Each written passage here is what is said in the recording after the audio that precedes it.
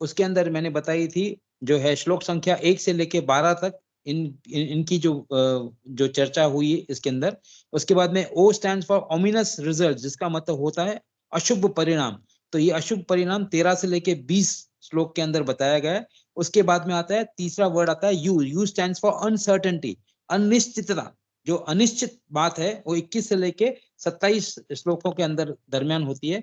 B stands for bewilderment which means विस्मय, विस्मित में हो जाते हैं, और 28 से लेके 30 श्लोक के बीच में इसके बाद ये बात हुई है। और T stands for turning point. So 31 से लेके 42वें श्लोक तक अर्जुन जो है अपने जो उन्होंने अपने युद्ध न करने के जो उचित जो कारण है वो साबित करने के का प्रयास करते हैं भगवान के सामने।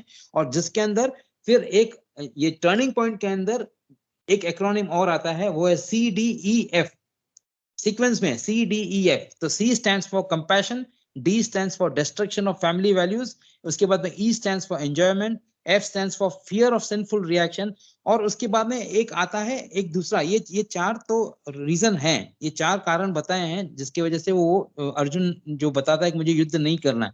और ये चार आते हैं फर्स्ट चैप्टर के अंदर। सेकंड चैप्टर के अंदर छठे श्लोक के अंदर एक और जो आता है वो है इनडिसीजन। तो अगर हमको ये एक्रोनिम याद रखना है तो CDEI, यानी C stands for compassion, D stands for destruction of family value, E stands for enjoyment, F stands for fear of sinful reaction, and I stands for indecision. खाली इनडिसीजन है वो जो सेकंड चैप्टर के 6 श्लोक के अंदर है। तो इस तरह से जो है इस पूरा भगवत गीता का फर्स्ट चैप्टर को इन्होंने जो है इसका विश्लेषण किया है, इसको एक्रोनिम देकर इस तरह से समझाया।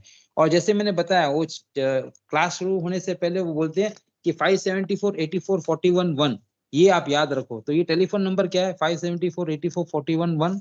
तो 574 श्लोका कृष्ण ने बताए हैं भगवत गीता के अंदर, 84 श्लोका जो है अर्जुन ने कहे हैं, 41 श्लोका जो है संजय ने पूछे हैं, और एक श्लोका जो है धृतराष्ट्र ने पूछा है। तो इस तरह से 700 श्लोका भगवत गीता के कवर अप होते हैं।